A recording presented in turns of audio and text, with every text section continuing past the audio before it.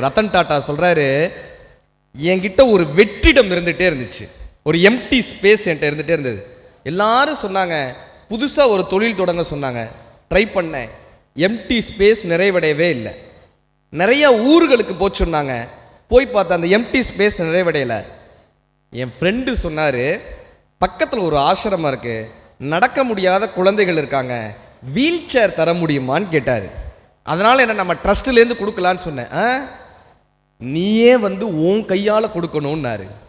நான் போய் அந்த வீல் சேரை எல்லாருக்கும் கொடுத்தேன்.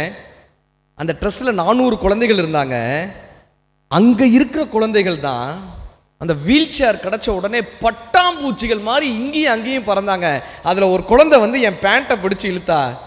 என்னன்னு கேட்டேன். அங்கிள் அங்கிள் என் முகத்தை ஒரு 5 நிமிஷம் பாருங்களேன்னா. 5 நிமிஷம் என் முகத்தை பாருங்களேன். ஏம்மா பாருங்களேன்.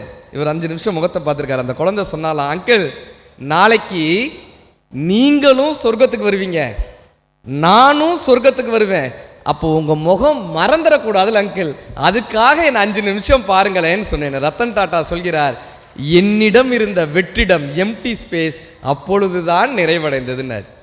பணத்தினால் மட்டும் நமக்கு மகிழ்ச்சி வந்துருமானா வரவே வராது சார்.